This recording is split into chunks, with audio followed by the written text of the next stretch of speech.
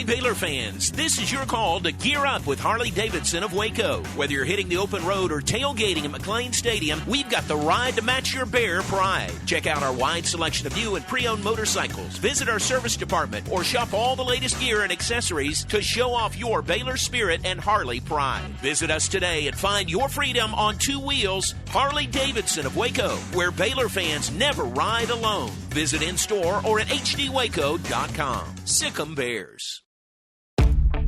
Welcome back to the Sic Em Podcast, presented by Harley-Davidson of Waco. I'm your host, John Morris. On this week's episode, we're catching up with Baylor Football wide receiver Ketron Jackson. Last year for the Bears, the Royse City native was a pivotal part of Baylor's downfield attack and provided plenty of big plays and exciting catches. Now in his senior season, Jackson is looking forward to a revamped offense and playing a key role in this year's on-field success.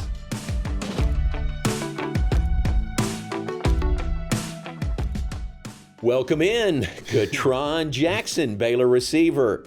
Ketron. No, I said it wrong. Yeah. Ketron. Yeah. Ketron Jackson. Jr. Yeah. Ketron Jackson Jr. It's your dad's name?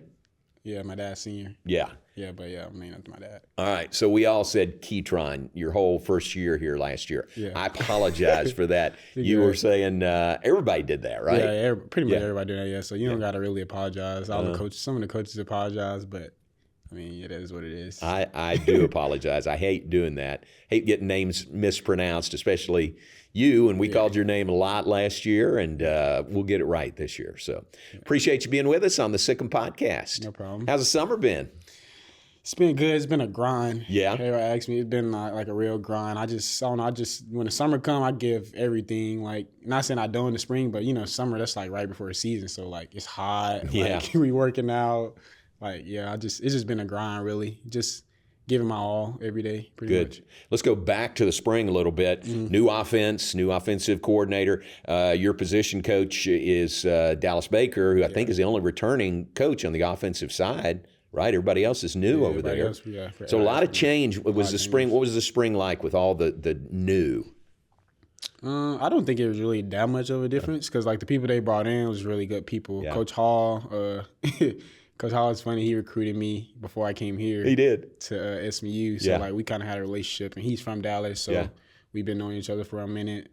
Coach Spav was really cool. Like, we met him. I feel like the people they replaced it with, Coach Arana, he's a good person. So, like, the people he replaced it with was just, like, perfect fits. Like, I don't think, like, it was too tough of a transition. That's good. Sense. So, I feel like it, like, gelled well together. And then Spav came with this offense. And it was, like, a similar offense that I was just running. So, it was, like, oh, this like back to like, normal times. Yeah. Like, back to similar to Arkansas. Yeah, Coach Browse. Yeah. What? How would you describe this offense, the Baylor offense under Coach Spavital? Air raid. Yeah. Pretty much everybody say air raid. I would say like open, if that makes sense. Like a lot of open space. Like that makes sense. I don't know if that makes sense. Y'all spread the field a lot? Yeah. For somebody in your position, I would think you'd love this offense. Do I? Is that right? Yeah, I definitely love it. Give the opportunity. Like everybody has opportunities, but give the receivers more opportunities. Right. If that makes sense. So, I mean, who wouldn't be happy about that? Absolutely. Yeah.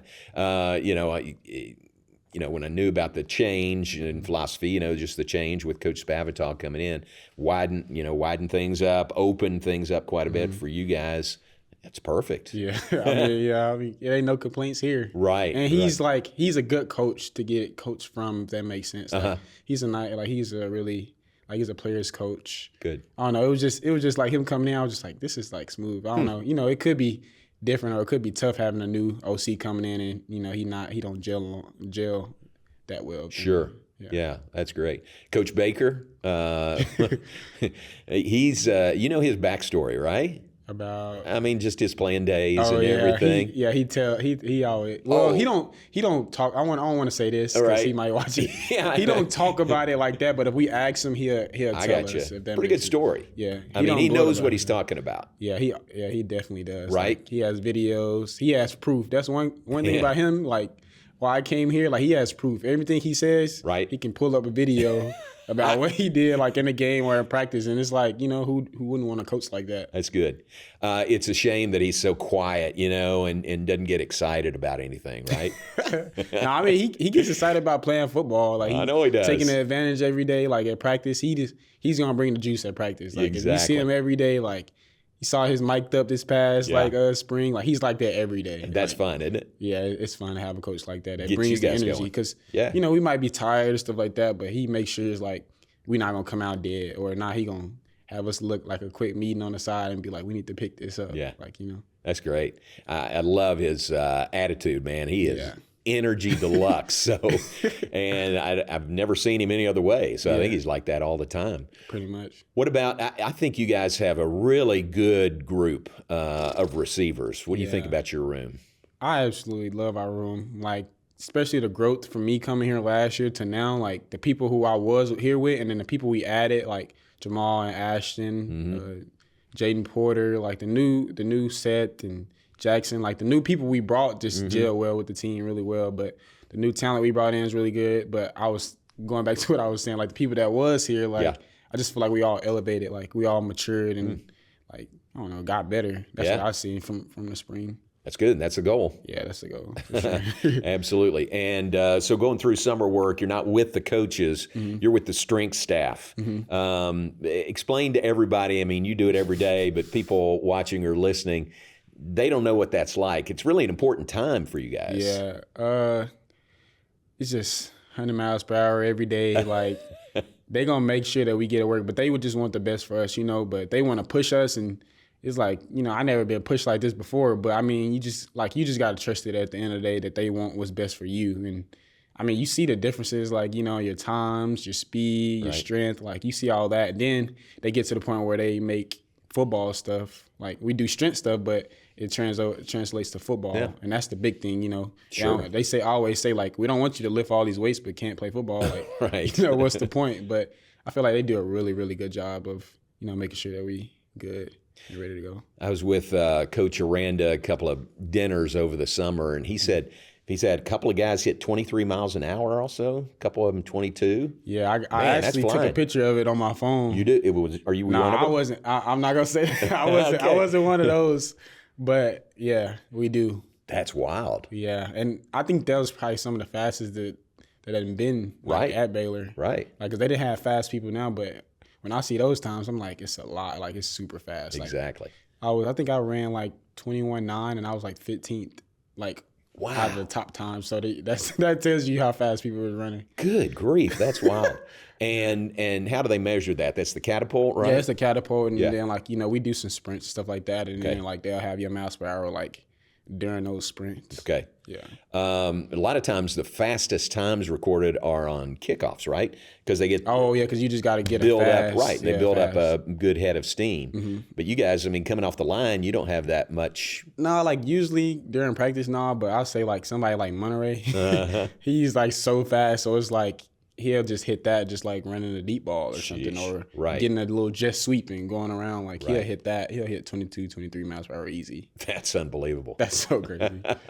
That's great. You are graduated from Royse City. High school, played at Royse City, played at Lancaster before that. Royse City, where is that? Out in East Texas? Yeah. It's close to Greenville, you said? Close to Greenville, close to Rockwall. Rockwall, yeah, sure. Yeah. Rockwall, pretty big. It's like 15 minutes from Rockwall. Oh, so that's not even East Texas, really. I mean, that's just east of Dallas a little bit. Really. Yeah. Gotcha. Good spot for you? Yeah, it's Royse a good City? spot. It's pretty quiet. I feel like I like it, though. Like, it's quiet. It's just to the point. Good people. Right? Yeah. I was out that way for a wedding this summer. It was hot as could be. But from high school, what do you remember about recruiting? Your first recruiting go around?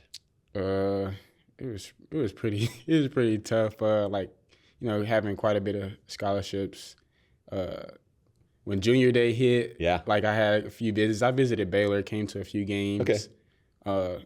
It was pretty tough because like once like you was a junior, they can call you. Yeah. And like I was getting like quite a bit of calls, and I had to like put it on pause. But it was a nice process. I built like some nice relationships with some coaches that I still got relationships with now. So I feel it was pretty good. Good, very good. I would think part of that is you're going to commit to one school, but you don't want to burn any bridges either. I never wanted to do that. Right. Like, with that. So I always communicate with them. Like, because some of them are just like, if they know like that, I probably wouldn't lean that way. They'll just like, still want to have a relationship with me at the end of the day. But, that goes a long way because you never know what happens in the future. Gotcha. You were a two-way guy, receiver or cornerback in high school? Oh, senior year, yeah, I was. Senior year, I switched up a little bit. Told coach that I think that'll help us out a little bit. Really? Yeah. How'd you like it? Defense? I pretty much liked it until like the last game. I got hurt playing defense. Yeah. And I tore my MCL. Oh no! Seriously? Yeah. So it was like yeah, and then it was like right, exactly. Yeah. So that's tough. It was pretty fun though to be back on the defensive side. I haven't played defense since I was like young, so it was fun to play that. But injury happened and I went in a good spot after that. That's too bad. Yeah. Track also in high school? Yeah, I love track. What events? I did long jump, triple jump, and I did like relays, like nice. 4x1, 4x2. Yeah.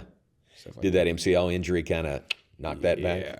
Because before here, I got recruited to Arkansas. That's where I went. Yeah. And I got recruited for both. For sports. both? Yeah.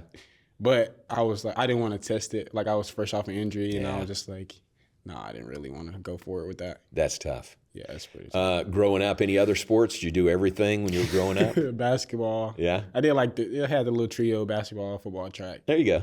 That's good. That was pretty much it. I think that took up all of the year, so I didn't really have much. I wanted to try baseball, but it was just like so much going on, like young. So. Keep you busy. Yeah. For sure. So when you were leaving Arkansas, ended up at Baylor, who made the first contact with you from here? I guess you made the first contact. Well, yeah, putting myself right open, but I think it was Coach Bell. Okay. That was just recently here. He was the first contact.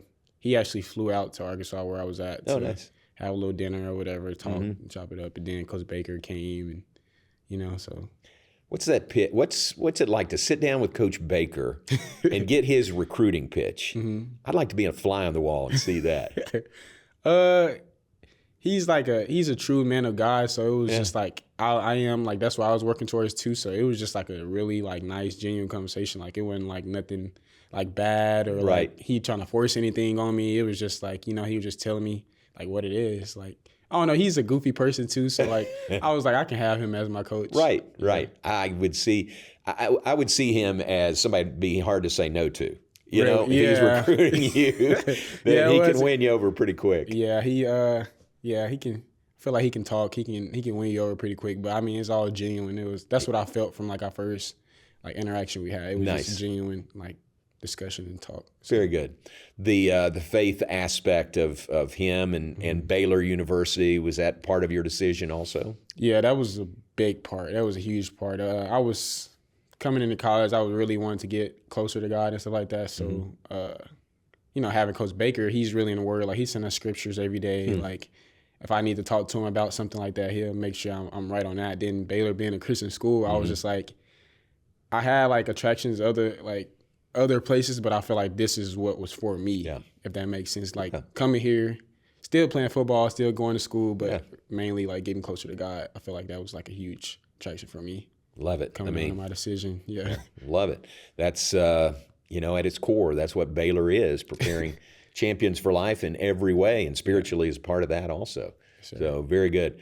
You were part of the group that went to Las Vegas for the Big 12 Media Days. Yeah. How was your trip to Las Vegas? It was pretty tiring, like with the time change, I feel like. Yeah, Pacific time. But I mean, it was really nice. Like, right.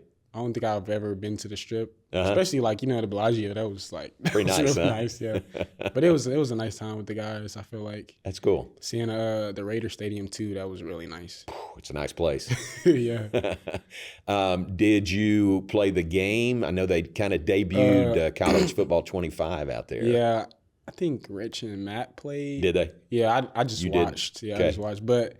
Matt scored a touchdown on me, so that made my little day. It was fun watching it though. Yeah. Do you have it? Do you have the game? Yeah, they gave it to us. Are you a gamer? You play a lot?